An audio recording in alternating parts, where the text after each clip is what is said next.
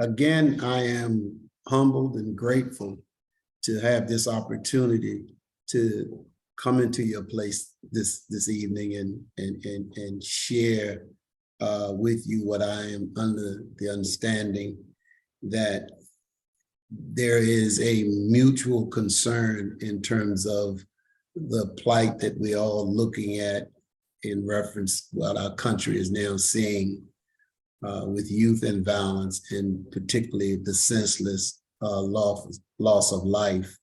I had began to talk about my background in this work, and so I just want to add to that I now head the National Center for Juvenile Justice Reform.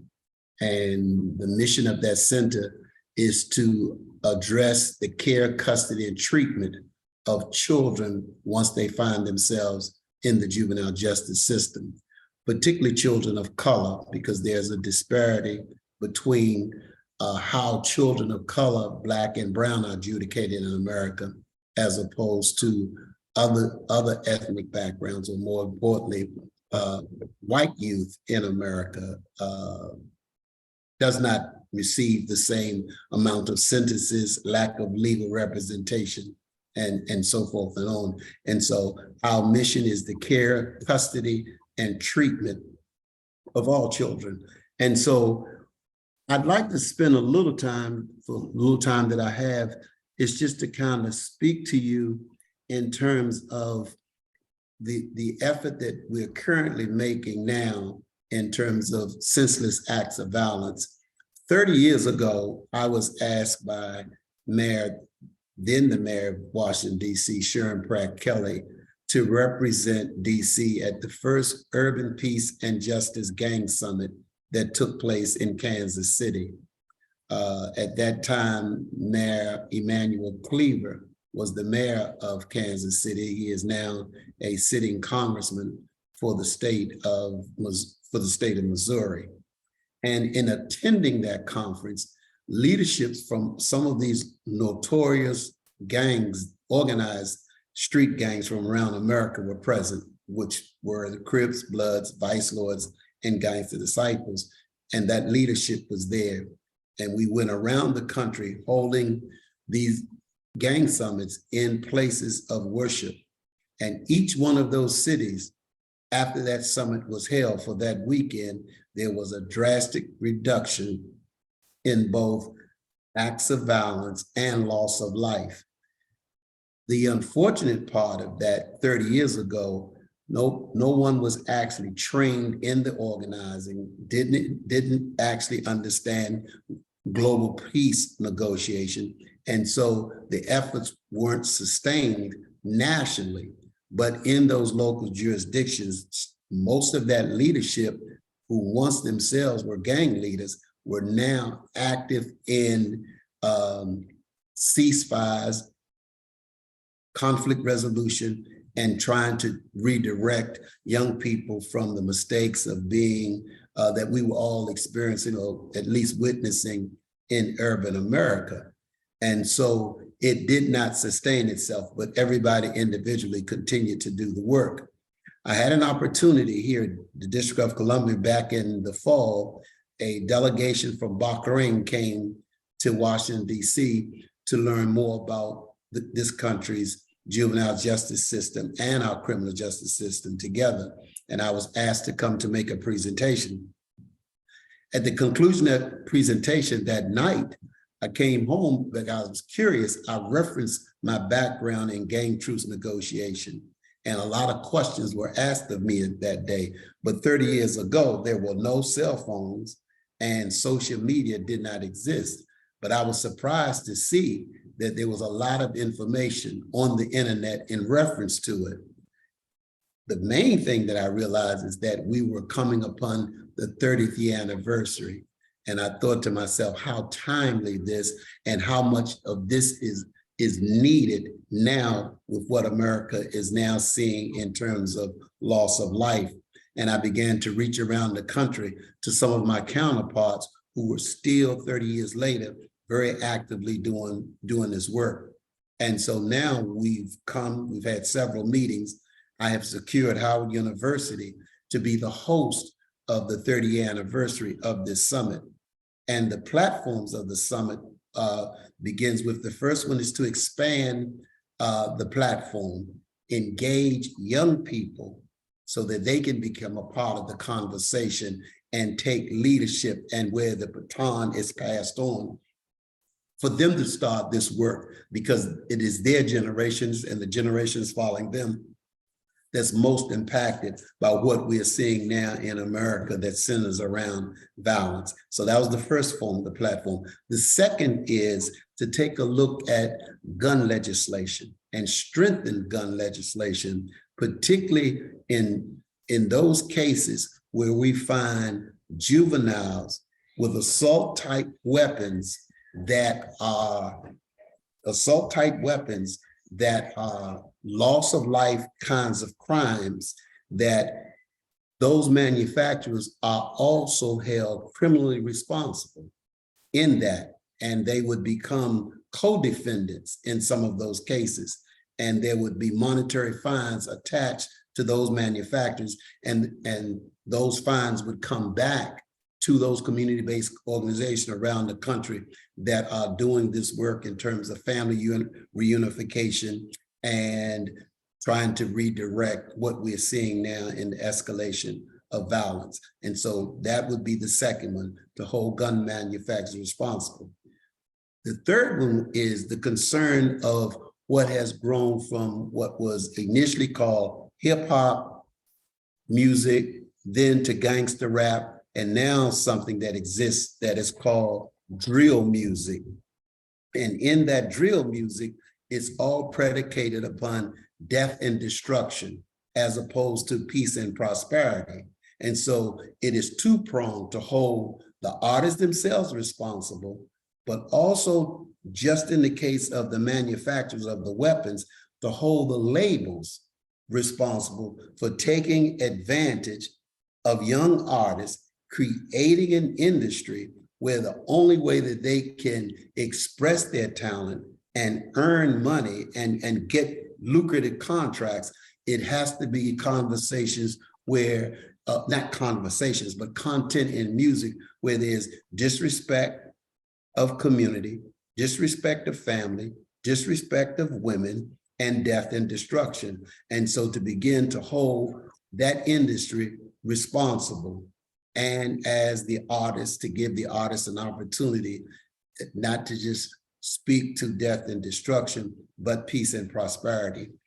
And the last pillar is understanding the pathology of homicides amongst Black men and boys, and to gather in a room clinicians that can begin to develop a real treatment modality as to means of intervention, as to what is the root cause of this. And that's where the first pillar comes in, because these conversations has to happen with young people. Thus, the summits taking place, as before 30 years ago, they were all housed in places of worship around the country. Now we're looking to house them on college campuses. So those young people who are engaged in higher education can have a part of this process, and they themselves can begin to take leadership roles in speaking directly and changing the narrative of youth and violence and the impact that incarceration has upon families and communities in the country. And so the last thing is that to begin to start with that dialogue happening, we have started two things. One, under the National Center, there's a program that we've started called HUSH, and it's the acronym for Homies United in Service and Honor. Again, that's Homies United in Service and Honor. And the whole role of HUSH is to begin to address directly to the industry of this music, to say very distinctly that if you're not talking about empowerment of families, empowerment of communities, and empowerment of Black economics, empowerment of education, respecting women, then hush. And so that is, and so what we're doing is bringing them in the studio, identifying local rappers around the country, affording them studio time, but challenging them in terms of their content. Challenge them to be as artistic as they possibly can, but it just does not have to be predicated upon death and destruction. Thus, the last thing is the podcast that we've started doing, inviting young people in, and how I'm speaking now to you guys to have these same kinds of conversations starting as young as 14, 15, 16 years old, to speak about the legacy that this culture of music is leaving. And I'm sure most of you are aware of the Motown sound and the love songs and the more upbeat kind of entertainment that came out of that era. But what is the legacy that you're leaving behind in terms of the negativity that first graders and second graders and third graders, that's the soundtrack of the movie of their life as they're growing up, as opposed to the love songs and protest songs that the generations that came before you. And so that is the effort that we are doing, and welcome this opportunity just to come and just provide you all with that kind of information. And so the least of what could possibly happen with this is no more than when you gather on Sunday, you keep us in your prayers. Brother Rahim, may I also invite you to speak a little bit about your powerful story and what makes you passionate about this topic, and particularly how it transformed into the Covenant of Peace project? Yes, we also, the National Center has a Covenant of Peace program. And I shared with you that I was once responsible for all juveniles charged as adults in DC. So that meant that we were sending children 14, 15, 16, 17 years old when they committed crimes, and they were charged as adults, which were serious crimes, but they were housed in a jail with adults. And they weren't able to get their education, the visits. I mean, they were treated like adults. And so seeing the challenges that they had to make the transition. And I just want to pause here for a second to say that I'm working with generations of children, if you can fathom this, and I shared this with Katrina earlier in another meeting. We are faced with a generation that they don't have a faith base, meaning that they're not going to Sunday school, or they're not going to Sunday school on Sunday. They're not going to church on Sunday. They're not being baptized. Young people are not gathering in the mosque. It's not happening. So we're talking about a generation that does not have the component of faith in terms of the generations, our generations that came before. We had a pipeline, a connectivity that if we went wayward, our families had given us something that we could find our way back, center, and become responsible adults. These are young people that are not having that experience. And so I created a program called the Covenant of Peace. And the premise of the Covenant of Peace is that in gang truce negotiation or in global peace processes, that there's a contract that exists between two parties that are differing with one another. And that's an agreement. A truce is an agreement, but a covenant, as you all know, a covenant is an unbroken promise. And that covenant is that unbroken promises that the creator of our understanding, the creator of creation, has made to us, regardless as to what we do. He's not going to break our word. God is not going to break his covenant. He's promised this to us. And so that covenant of peace has 7 pillars, and it's a process that we take the young people through. But what we do, we go into the juvenile detention facility on a Friday evening, faith-based, clinicians, returning as citizens, and activists. And we go in on a Friday evening and we literally spend the weekend in that facility. When I say spend the weekend, we sleep overnight in the facility, in the gym with those young people. And we have restorative justice circles. We have truce negotiations. If there are beefs that's there, certainly we play games. We have spoken word, talent shows.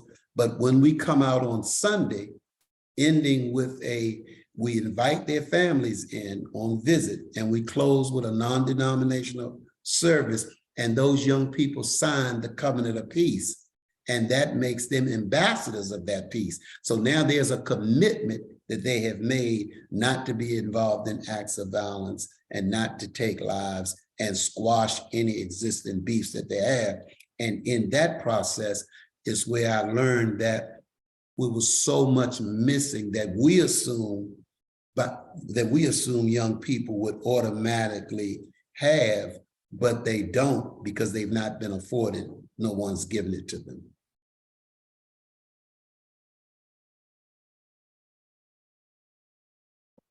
That's really great. Thank you so much. I appreciate both what you're doing with the program on the college campuses, but that last part was really interesting because there is a crisis in the sense that this will be the first generation that has no faith background. Yes. And they don't have anything to tap into. And so this is really one of the first examples I've ever heard of someone trying to find a non-denominational pathway into good spiritual energy, regardless of your faith background, but yes, give them something. And that's so creative. That truly is a spiritual entrepreneur program. It's so creative. And I really appreciate that. I had a number of questions we have a period of questions if you're okay with that. Yes. So I had some questions, but I wonder, I don't want to jump ahead of anybody, but I have some questions. Yeah. Well, I love the program. I love all that you're doing. I guess the big cosmic question that you mentioned, and you talked about guns, music, your being on the front lines, your negotiation skills. And I can kind of imply what you're thinking the root cause is, but I just wondered if you would just say, like, explicitly, based on all these years of experience with kids in these very difficult situations, what do you feel like the root cause? If there's many, but you mentioned root cause. What do you see that as? Are you seeing patterns? Not so much patterns, but I think I have an answer to your question, and I'm glad that you answered it. What I've come upon that I'm focusing my attention on, and those that follow me and support me, is untreated trauma. It's generational. The example that I can give you is this, if I may. We have a generation of, and not just one, we have more than one generation now that are waking up in angry households, angry families, because there are broken promises and needs unmet generationally. And so you wake up in an angry family and you leave out from that angry family and you go into an angry community because you live in the socioeconomic community that your family can only afford. And you get up out of that angry family, go into an angry community, then you go into an angry school, and you're met at the front door by angry security guards or police officers, and you pass through angry metal detectors, and you walk down the hall of this angry school and you pass other angry students. Then you go into an angry classroom that's ill-equipped, that doesn't have all of the things that should be there for your educational process, and you're sitting in an angry classroom with other angry students, and then to add insult to injury, in walks an angry teacher, because this teacher is frustrated. They're not able to teach or instruct because the students are not in the capacity of learning, and she doesn't even have all, or he or she doesn't have all the tools that they need And so when you have anger that does not go addressed, anger leads into depression. So you can, and out of your depression is anger, and you're either going to act out on it or you become even more depressed. And so it is untreated trauma generationally that have been experienced. And when I mentioned the part about gathering clinicians to have this kind of conversation that we're having, to come up with the appropriate treatment modality to say, how do we begin to fix it? And then that goes back home to the family to start fixing it. And you can't just leave it. It's not left in one place. It can't be just left on the shoulders of a principal or teachers. The family can't fix it by themselves, because you're talking about a family that not a child in the house has gone to a mosque or been baptized or have had a church experience. And so it is a collective effort that has to fix it, but the dialogue for the fixing of it has to start on Sunday evenings in gatherings like this, and particularly by folk who may not be as impacted by it as those generations that we're talking about. That's a very deep systemic description of what it is, trauma that repeats itself through anger and leads to depression. And you describe the life, the day in the life of just anger after anger after anger. And you've been in your career on the other end of that. By the time that when they get into the judicial system, that's tough.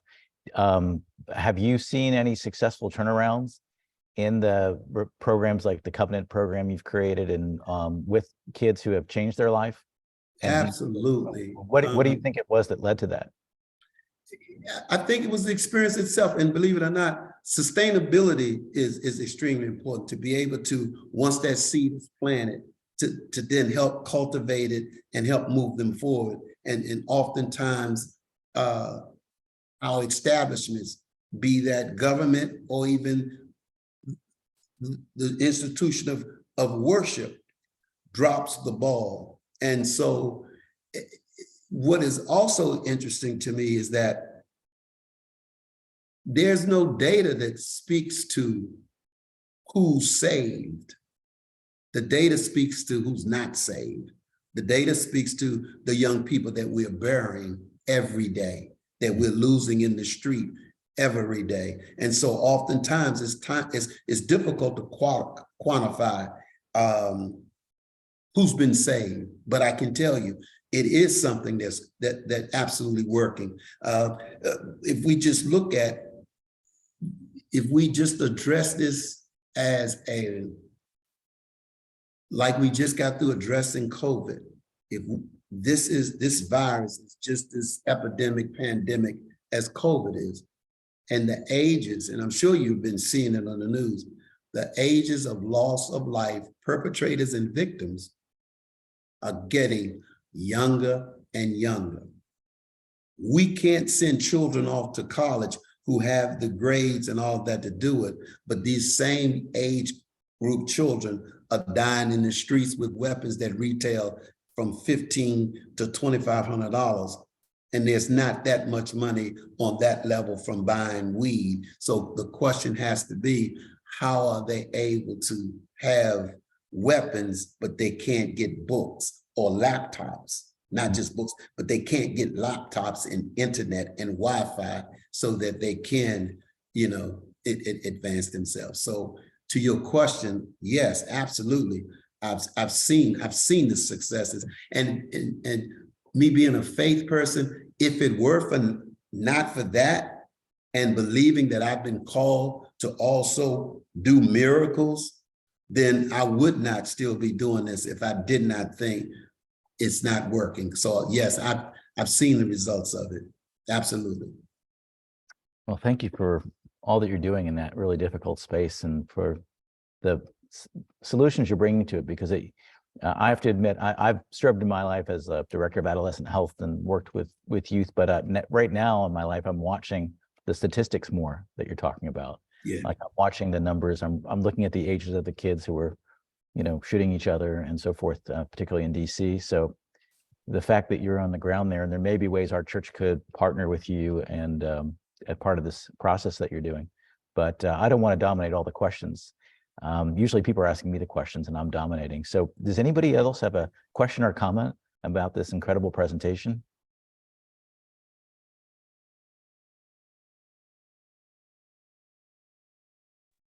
Yes, I have a question, if you don't mind. You Absolutely. mentioned that the churches and mosques in these difficult areas aren't attracting the young people. The people aren't interested, aren't going.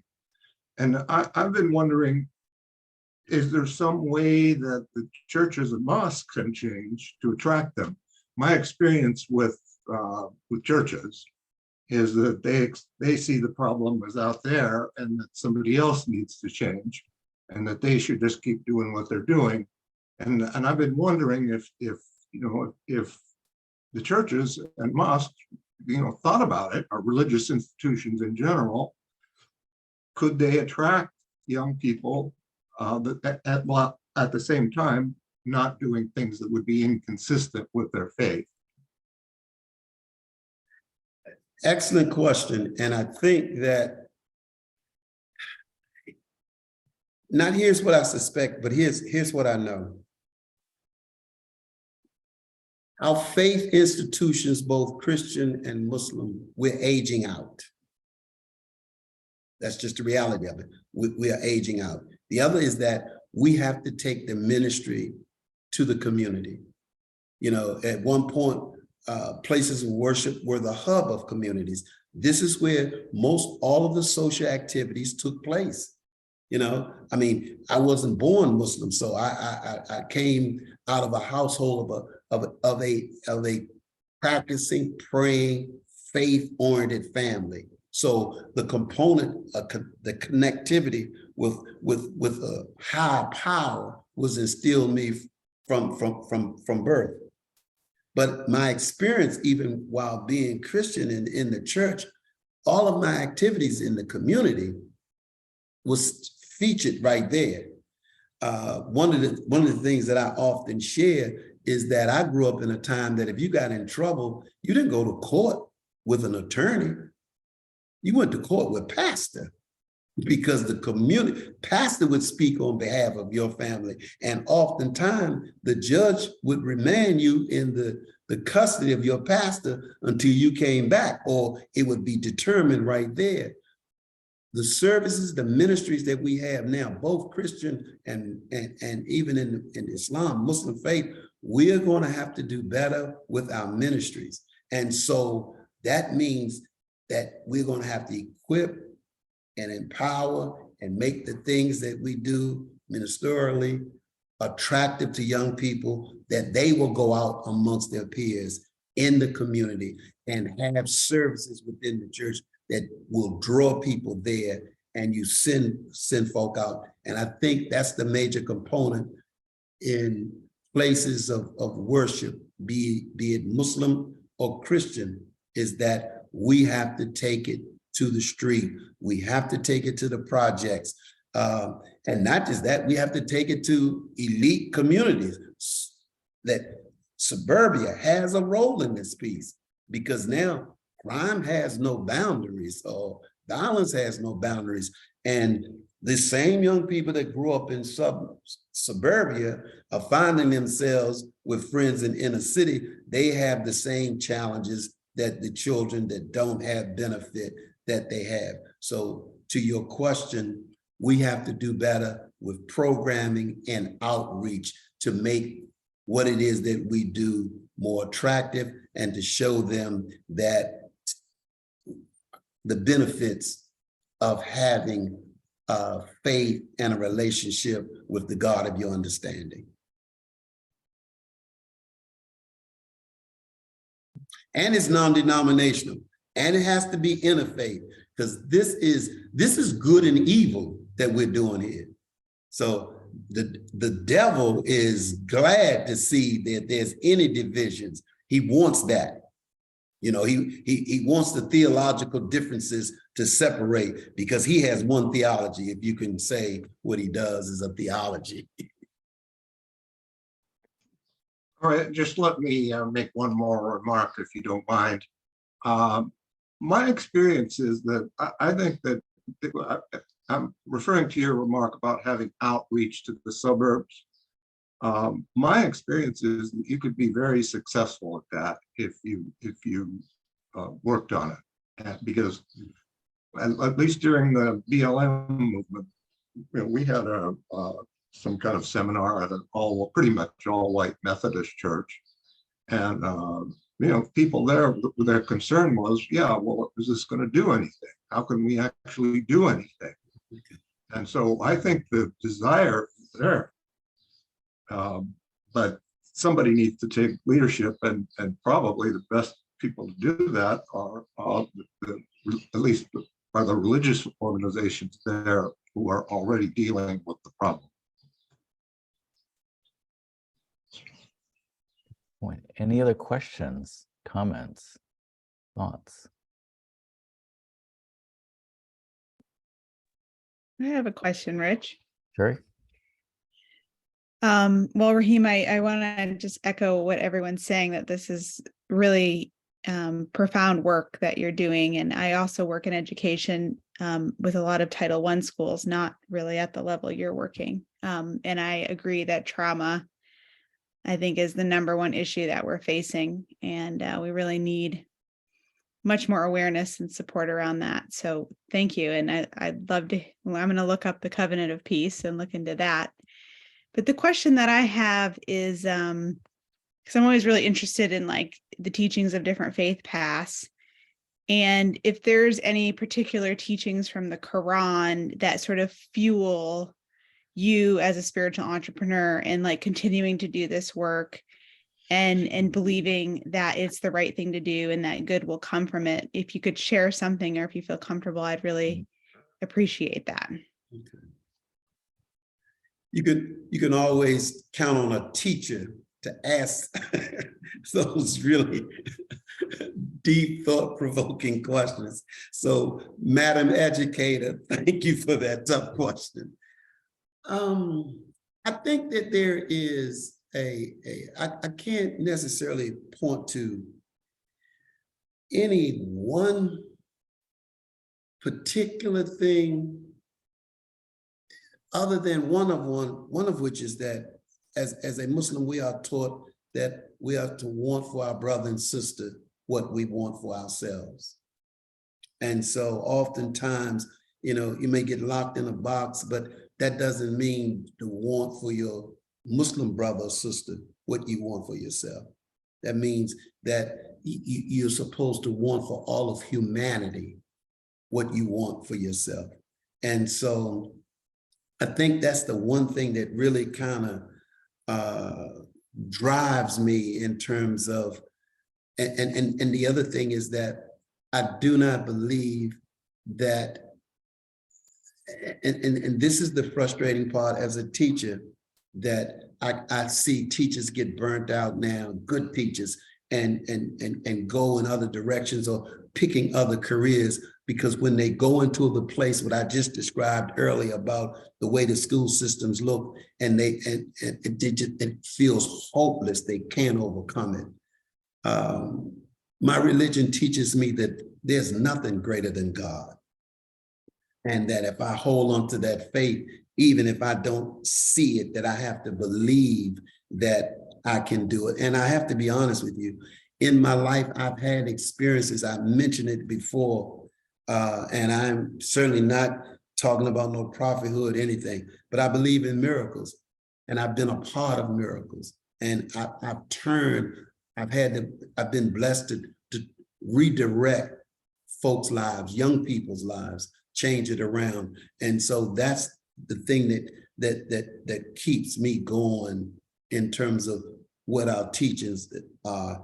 And that, and then there are levels of ways that we are taught in terms of how you right wrongs that you see in your society. And the least of those things, believe it or not, is prayer.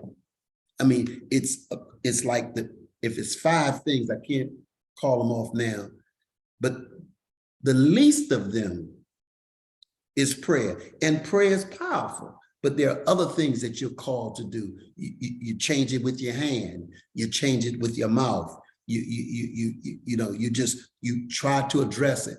But what it basically says is that you don't sit back and do nothing. And so that's the thing that drives me. And so I guess it's the same thing that, I don't know the environment that you work in as a teacher, and I'm very critical of teachers in a constructive kind of way, because I grew up in an era, in a generation where teachers were passionate about what they did. They just absolutely, I don't see that in the caliber of teachers that I had. It's more about union rights and salaries and all of that. But here's what's interesting. Academics and tests and scoring and all of that speaks volumes to when we had teachers that did not have the pay. Most teachers didn't have advanced degrees.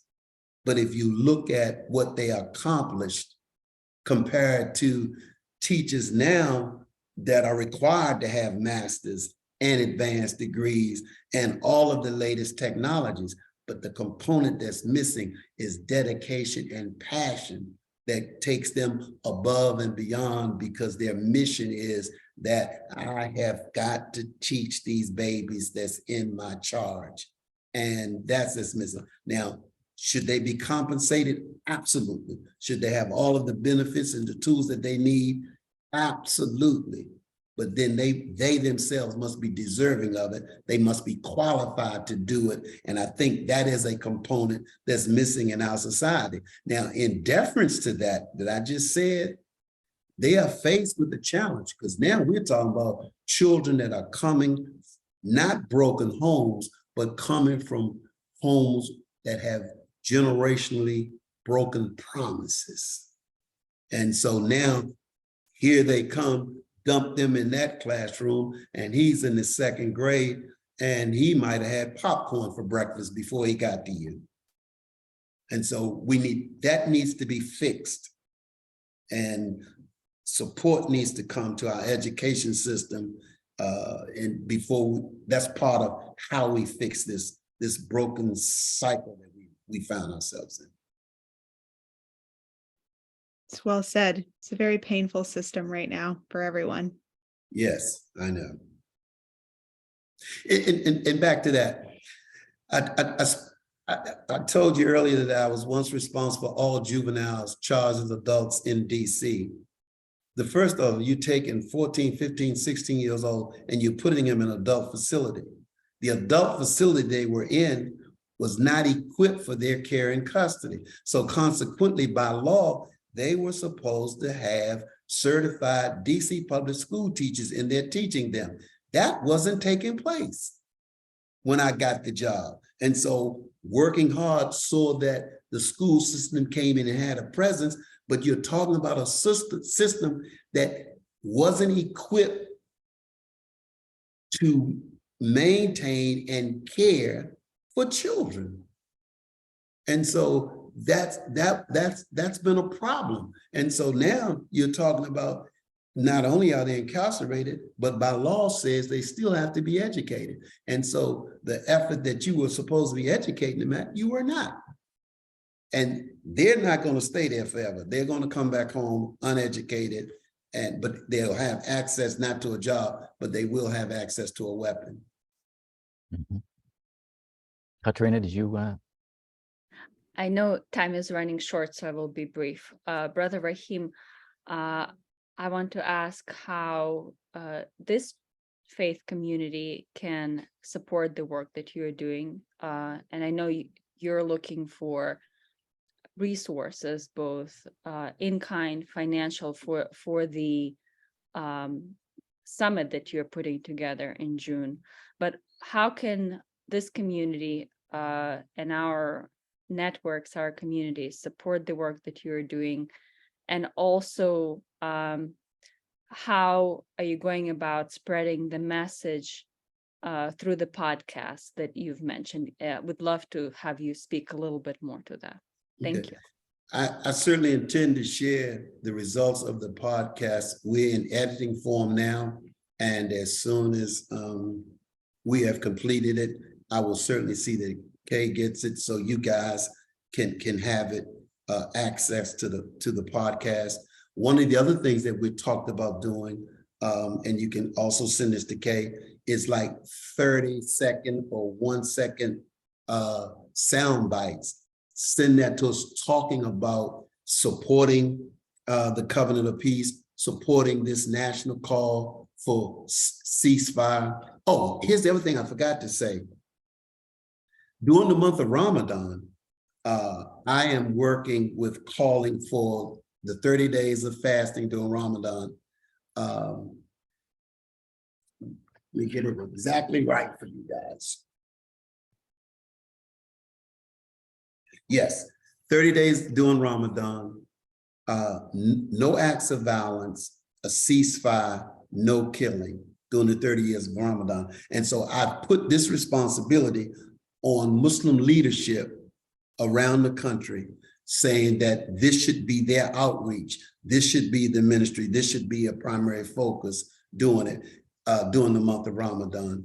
And so part of what you all can do is those 30-second sound bites, the sentiment to earth, speaking to whatever you want to speak to in terms of no violence, no harming each other, that kind of thing.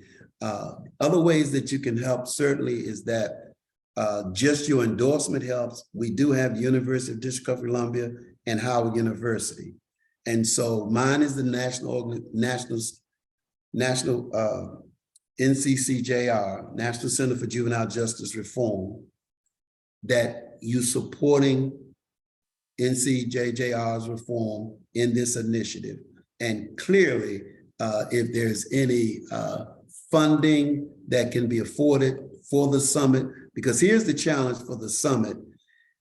For example, my counterparts in, let's say in Chicago, who are doing the same kind of work, would like to bring 30 or 35 young people who are, I don't like saying at risk, but at promise youth, who are involved in gangs because of any other lack of social intervention, the things that take young people into gangs, but to bring them here to experience that weekend, because it's important that we have them in the room to have these kind of conversations and have them experience while here the 5 pillars of the Covenant of Peace, and to send them back to their communities. Well, they have the young people, but to get the funding for a bus, hotel accommodations, they don't have that. And so I've been looking around the country for celebrities, athletes that will, lend to that support, or just say adopt a bus or anything like that. So